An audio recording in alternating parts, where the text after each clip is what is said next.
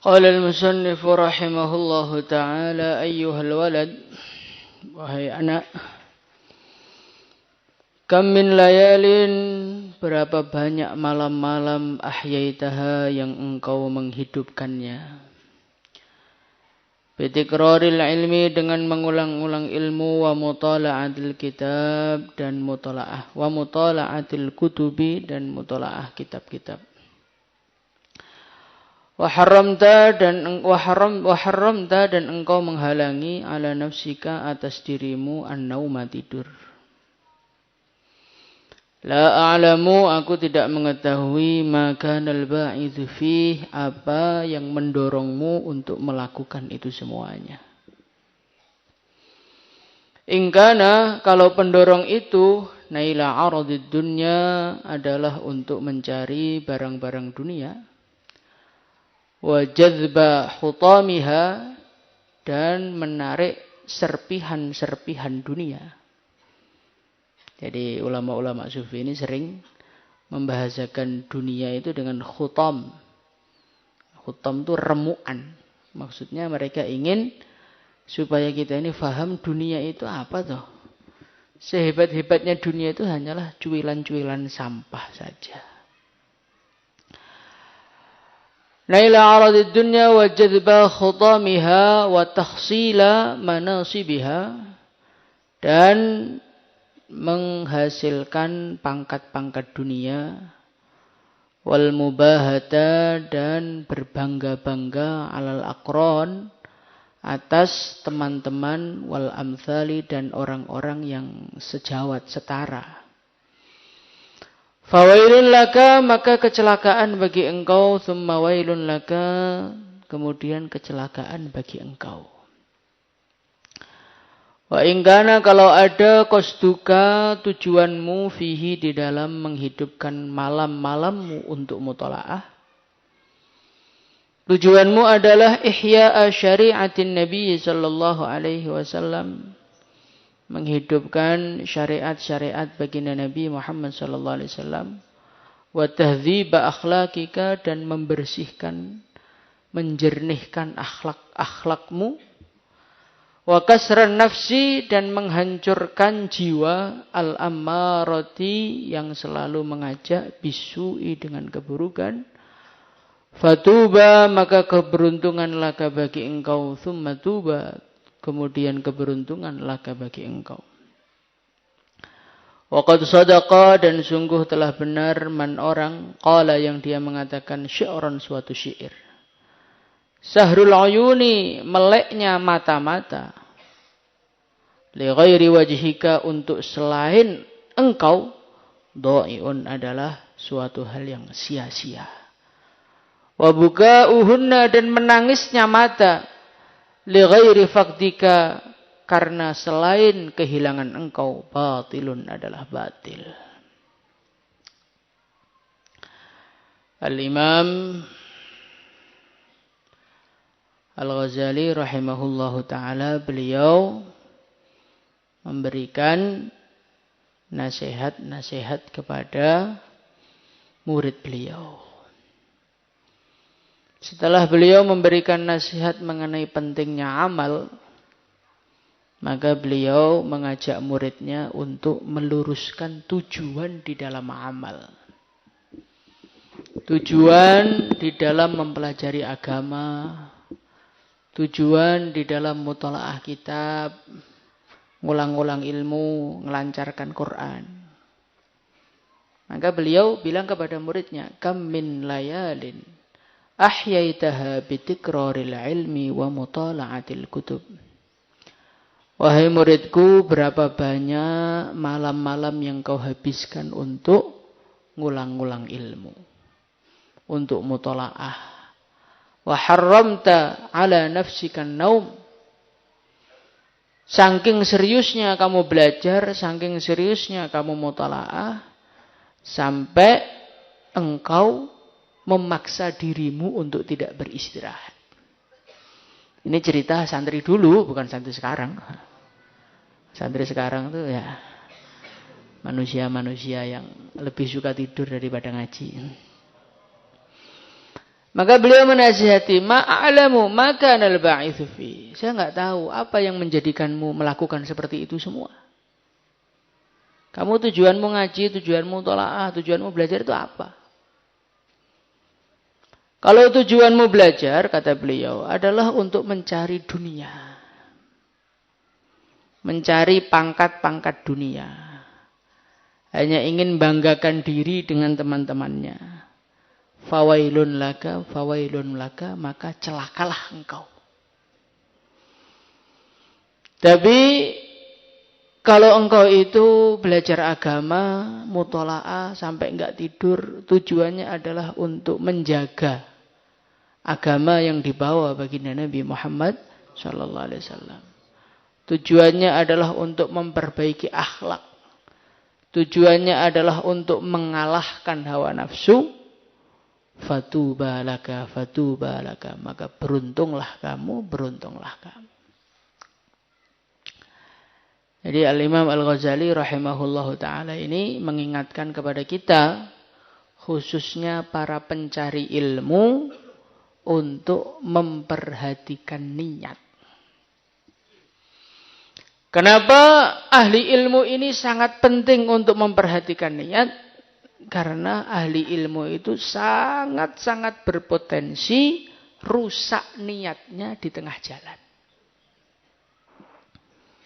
Al-Imam Al-Ghazali rahimahullahu ta'ala di dalam Ihya, beliau menjelaskan bayanuma bihit takabbur. Penjelasan mengenai perkara-perkara yang bisa menjadikan orang itu sombong. Bisa menjadikan orang itu rusak. Apa yang menjadikan manusia itu sombong? Sebabnya banyak. Pangkat, ketampanan, kekayaan, banyaknya teman, kepopuleran, keterkenalan. Jadi selebgram, YouTuber dan lain sebagainya itu asbab takabur. Asbab orang-orang itu menjadi sombong. Tapi dari sekian banyak penyebab orang itu sombong, alat yang paling mudah untuk menjadikan manusia itu sombong, merasa baik, merasa hebat, pengen ngalahkan temannya, pengen merasa paling super di antara teman-temannya, apa itu? Ilmu. Jadi ilmu itu adalah satu alat yang paling mudah untuk menjadikan manusia itu sombong. Ilmu itu satu alat yang paling mudah untuk menjadikan manusia pamer. Kenapa? Karena ilmu itu adalah satu perkara yang mana dia nempel dalam diri siapapun, perkara itu jadi mulia. Itu kehebatannya ilmu. Beda dengan perkara yang lain. Perkara yang lain itu kadang-kadang keren ada di dalam diri satu makhluk, tapi lucu di dalam diri makhluk yang lain. Contoh, kaya, duit banyak. Manusia itu kan kalau duit banyak kan merasa hebat. Kan? Coba duit banyak itu kamu kasihkan ke kuda gitu. Kuda jadi mulia nggak gara-gara duit banyak? Tidak. Ada hal yang sangat bagus berada di kuda. Kalau antum belajar ilmu perkudaan, nanti ada di antara kuda yang bagus itu ada yang kuda yang jidatnya itu ada putihnya. Kemudian pergelangan kakinya ada putihnya. Itu kuda yang sangat istimewa. Tapi kalau keistimewaan itu dipindah ke kamu gimana? Kamu hitam terus tengah-tengahnya ada putihnya gitu. Dilihat enggak karu-karuan, enggak laku nikah sampai mati. Tapi kalau ilmu enggak. Segala sesuatu yang ada ilmunya jadi mahal. Manusia pinter, mahal itu. Maka mau nikah sama tamatan minhaj, wah lebih susah itu. Dibandingkan nikah sama tamatan edat umpamanya gitu. Atau nikah sama yang tamat daurah tok, terus gampang lah itu. Karena apa? Tingkat keilmuannya beda. Ilmu dipindah ke burung. Burung pinter. Jadi mahal murah. Lebih mahal dibandingkan burung goblok. Kuda pinter. Kuda yang terdidik. dengan kuda yang belum terdidik, harganya beda. Jadi ilmu itu adalah satu perkara yang paling mudah, paling cocok dijadikan alat untuk sombong, untuk mencari dunia, ya ilmu ini. Maka para pencari ilmu diingatkan betul oleh Imam Ghazali. Hei para pencari ilmu, kamu jangan sampai salah niat. Kalau engkau mencari ilmu, engkau mutalaah kitab, hanya ingin mubahah alal aqran wal amsal, hanya ingin supaya tampak keren di antara orang-orang yang setara denganmu. Untuk pamer, saya lo bisa kubro. Kamu kapan kubronya? Ngajarkan Quran gak nyantol-nyantol. Otak saya itu beda. Nah, kalau orang belajar ilmu, belajar agama, tujuannya untuk ini, fawailun laka, fawailun laka. Celaka untukmu, celakalah kamu, celakalah kamu. Tetapi kata beliau, kalau kita belajar ilmu, mutalaah sampai enggak tidur, deres sampai enggak tidur, lupa makan, lupa tidur, lupa main, ngaji terus. Niatnya adalah ihya'u syari'atir rasul, menghidupkan syariatnya Nabi, memperbaiki akhlak, fatubalaka, maka beruntunglah bagimu, beruntunglah bagimu. Maka dari itu, kita belajar usaha meluruskan niat. Insyaallah ya.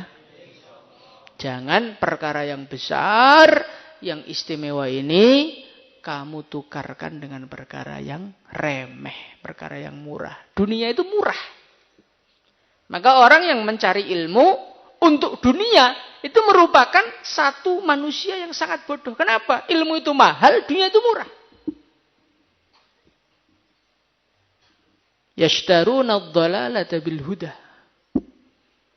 Agama ditukarkan dengan dunia. Ini merupakan satu tindakan yang sangat bodoh.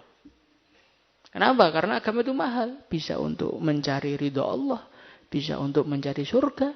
Hanya untuk mencari amplop, mencari ketenaran, mencari pujian manusia. Rugi apa tidak? Rugi. Maka kita belajar meneruskan niat. InsyaAllah ya. Dikatakan oleh para ulama, talibud dunya jahil. Orang yang cari dunia, jahil. Cari dunia dengan dunia lo jahil. Apalagi cari dunia dengan agama. Lebih jahil lagi. Talibul uqba akil. Orang yang niat akhirat, pinter.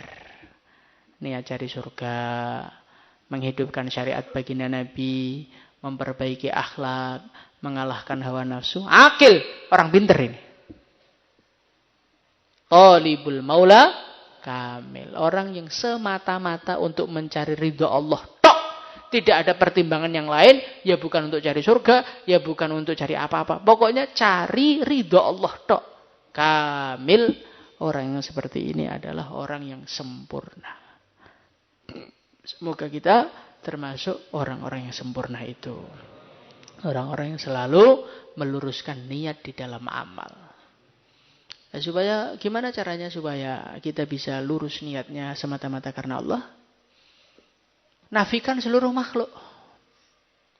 Orang itu bisa semata-mata karena Allah karena menurut dia yang ada cuman Allah. Selagi dunia di matamu masih ada, manusia masih ada, harta masih ada di kepalamu, di hatimu, kamu nggak akan bisa ikhlas. Orang itu hanya akan menjadi satu tujuannya kalau yang diingat cuma satu. Contoh, kamu itu sedang jatuh cinta sama seorang manusia. Dan dia bilang, kalau pengen menikahiku silahkan datang ke orang tuaku. Rumahnya Magetan namanya. Kamu sekarang di Pondok. Rumah dia di Magetan. Kemudian kamu berangkat ke Magetan. Di kepala kamu ada nggak kepikiran-kepikiran, pengen mampir Sate Ponorogo dulu, pengen ngopi dulu ke kafe sana, kafe sini. Keingat nggak? Enggak, ingat satu. Pokoknya gimana saya ketemu orang tuanya. Selesai. Ketika cinta kepada seorang manusia itu menguasai kepala kamu, maka tujuanmu hanya dia, dan dia. Tidak ada yang lain. Nah begitu juga kalau di dalam hati kita itu masih ada selain Allah, ya kita nggak akan bisa ikhlas karena Allah, nggak akan bisa. Long isinya banyak, kok mau murni karena Allah? Ya nggak bisa. Kalau pengen kita murni karena Allah, selain Allah keluarkan dari hatimu dulu. Dunia buang, manusia buang, kehormatan buang, wanita buang, semua dibuang. Sehingga yang ada cuma Allah, saat itulah niatmu akan bisa karena Allah. Semoga Allah tolong kita untuk menjadi orang-orang ikhlas. Salatullah.